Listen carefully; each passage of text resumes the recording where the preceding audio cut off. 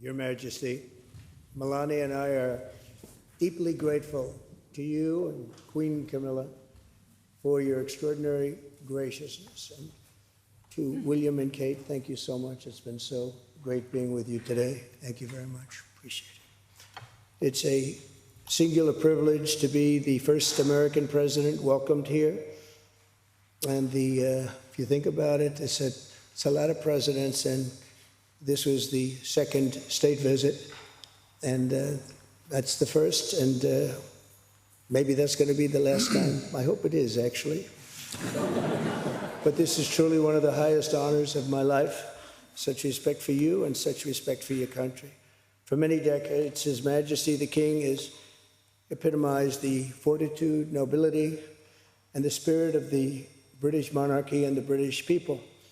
He's dedicated himself to preserving the glory and unique character of this kingdom, restoring life to the rivers and streams, supporting the works of its artists and composers, planting trees and gardens in its countryside. And I just visited one of the most beautiful I've ever seen that you just completed, and protecting the architectural integrity of cities, villages, and towns.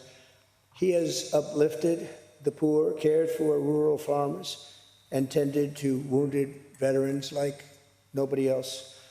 I'll tell you that I just stood in line and shook about 150 hands, and the king knew every single person and every single company, and some of them had bad names like XYZ-Q3, and he knew every one of them, or at least I think he did, because nobody was complaining. I was very impressed with that.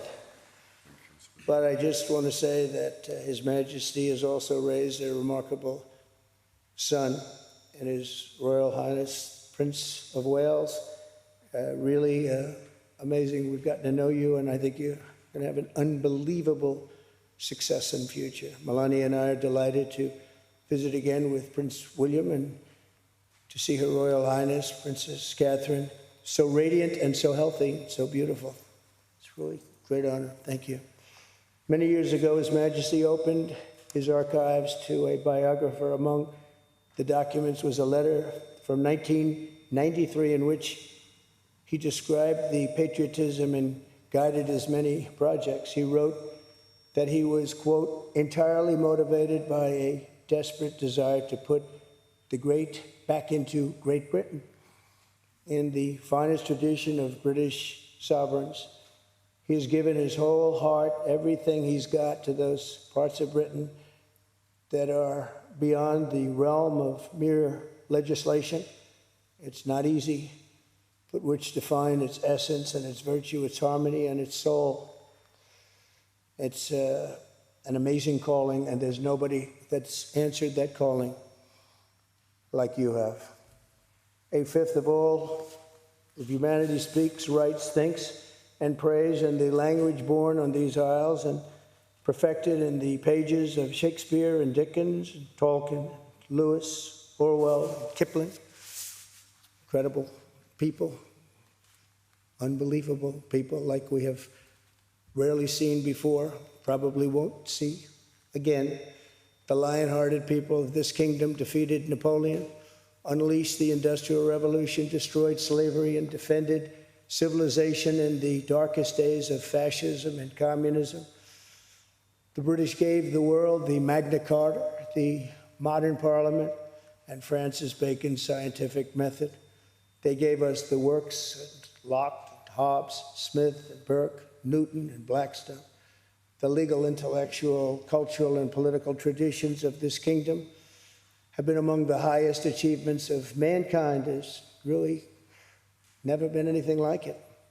The British Empire laid the foundations of law, liberty, free speech, and individual rights virtually everywhere the Union Jack has ever flown, including a place called America. You know that place very well, don't you? His Majesty spoke eloquently about the bond which inspired Sir Winston Churchill. The bust is in the Oval Office right now, the beautiful bust of Winston Churchill, to coin the phrase special relationship. But seen from American eyes, the word special does not begin to do it justice. We're joined by history and fate, and by love and language, and by transcendent ties of culture, tradition, ancestry, and destiny. We're like two notes in one chord, or two verses of the same poem, each beautiful on its own, but really meant to be played together. The bond of kinship and identity between America and the United Kingdom is priceless and eternal. It's irreplaceable and unbreakable. And we are, as a country, as you know, doing unbelievably well.